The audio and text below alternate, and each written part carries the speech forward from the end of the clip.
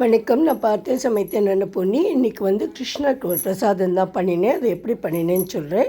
கடாயில் 2 கப்பு தண்ணி விட்டுண்டேன். அந்த 2 கப்பு தண்ணிக்கு 1 கப்பு அரிசி மாவு நான் போட்டுட்டேன். தண்ணி கொஞ்சம் ஆகட்டும்.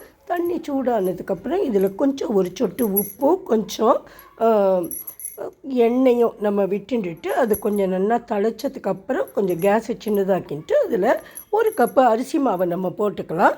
இந்த அரிசி மாவை போட்டுன்றதுக்கப்புறம் நம்ம கொஞ்சம் கேஸை சின்னதாக்கிட்டு நல்லா அது கிண்டிகிட்டே இருக்கணும். ஏன்னா அது கொஞ்சம் கடைசெல்லாம் இல்லாமல் இருந்தாக்கா நம்மளுக்கு பிசையறதுக்கு ரொம்ப ஈஸியாக இருக்கும். நீங்கள் வறுக்கெல்லாம் வேண்டாம், வறுக்காமையே கூட அரிசி மாவை போட்டுக்கலாம். இது நான் கடையிலேருந்து வாங்கின அரிசி மாவு தான், நல்ல அரிசி மாவு. இதை நல்லா கொஞ்சம் நம்ம கிண்டிகிட்டே இருந்தப்புறம் இது நல்லா எல்லாம் சேர்ந்து ஒன்றா வந்துடும். இப்போ நான் அரிசி மாவு போட்டிருக்கேன். இதெல்லாம் ஒன்றா சேர்ந்து வந்துடுத்து பார்த்தெல்லாம் உங்களுக்கு தெரியும். இதை ஒரு பாத்திரத்தில் ஆக்கிட்டு கையால் நல்லா பிசைஞ்சிக்கலாம். அது பிசையறதுக்கு முன்னாடி கொஞ்சம் நெய்யை விட்டுன்ட்டு அதுக்கப்புறம் நம்ம பிசைஞ்சோம்னாக்கா நம்மளுக்கு ஈஸியாக இருக்கும். நல்லா ஸ்மூத்தாக இதை பிசைஞ்சிக்கணும். அப்போ தான் நம்ம டிசைன் பண்ணுறதுக்கு நம்மளுக்கு வாக்காக அது வரும். இப்போ நான் கொஞ்சம் அந்த நெய்யை விட்டுன்ட்டு இதை எப்படி பண்ணுறதுன்னு காமிக்க. நாங்கள் ஒரு துளசி இலை மாதிரி பண்ணியிருக்கேன். கிருஷ்ணராக இருக்கிறதுனால எப்படின்னா கையாலேயும் அந்த மாவை எடுத்து நம்ம இந்த மாதிரி ஒரு ஷேப்பில் வச்சுட்டு ரொம்ப தின்னாக பண்ண வேண்டாம், கொஞ்சம் திக்காக பண்ணினா தான் வரும். அப்புறம் நம்மக்கிட்ட ஒரு குச்சி இருந்தது, என்கிட்ட அந்த ஸ்டுவர்ட் குச்சி. அதை எடுத்து நடுவில் பெரிய கோடுக்கெல்லாம் அந்த கொஞ்சம் தடியாக இருக்கிற பாகத்துலேயும் இந்த பக்கம் இருக்கிறது சின்ன கோடுக்கெல்லாம் இந்த நெக்ஸ்ட்டு சைடில் அது கொஞ்சம் மெல்லிசாக இருக்கும் இல்லையா, அதாலேயும் நம்ம இதை போட்டுன்ட்டு ஒரு டிசைன் மாதிரி பண்ணிக்கலாம். இது மாதிரி உங்களுக்கு எந்த டிசைன் வேணுமோ அந்த டிசைனில் நீங்கள் பண்ணிக்கலாம். உங்களுக்கு நடுவில் கொஞ்சம் அந்த குச்சியில் அந்த மாவு ஒட்டின்ட்டுனா அதை ரிமூவ் பண்ணிக்கலாம். அப்புறம் குச்சியும் சரி உங்கள் கையும் சரி நீங்கள் கொஞ்சம் அப்பப்போ அந்த நெய்யில் பெரட்டிக்கலாம். நெய்யை பெரட்டின்ட்டு பண்ணினா கையில் ஒட்டாமல் அது ஈஸியாக வரும்.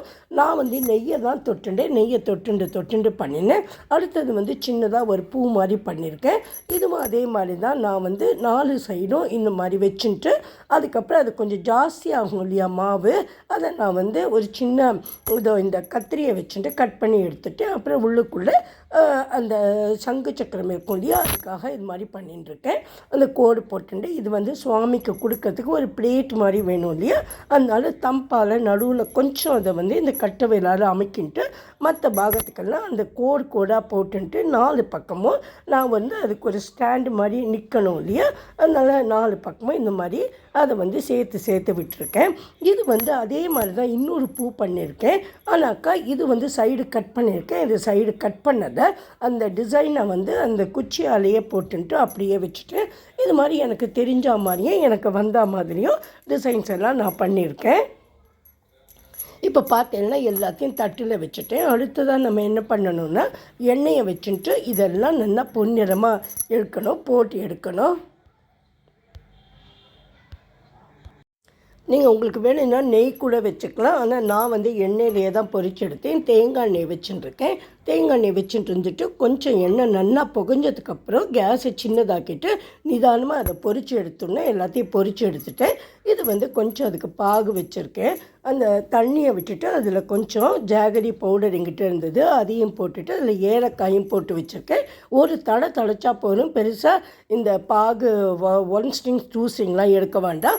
அதுக்கப்புறம் அந்த நம்ம பொரித்தது எல்லாத்தையும் எண்ணெயில் பொரித்தது எல்லாத்தையும் அதில் போட்டுட்டு ரொம்ப நாள் இருக்க வேண்டாம், 2 மினிட்ஸ் இருந்தால் போகிறோம். அதை நம்ம இது மாதிரி எடுத்துடலாம். போட்டுட்டு பாகில் போட்டு வெளியில் எடுத்துடலாம். நான் குட்டி கிருஷ்ணராக இருக்கிறதுனால கொஞ்சமாக அதுக்கு டியூட்டி ஃப்ரூட்டி புதுசாக வாங்கியிருந்தேன், அது கொஞ்சம் போட்டிருக்கேன். அதுக்கப்புறம் எல்லாத்துலேயும் ஒவ்வொரு பதாமும் வச்சுருக்கேன். இதுதான் நான் எனக்கு பண்ணிய நைவேத்யா. Hope you all will like this. If you like my video, please subscribe to my channel. Thanks a lot for watching. Have a great day. Thank you. இங்கே நான் அந்த எல்லாத்தையும் வச்சுருக்கேன். சுவாமிக்கு நெய்வேத்தியமும் பண்ணிட்டேன். தேங்க்யூ.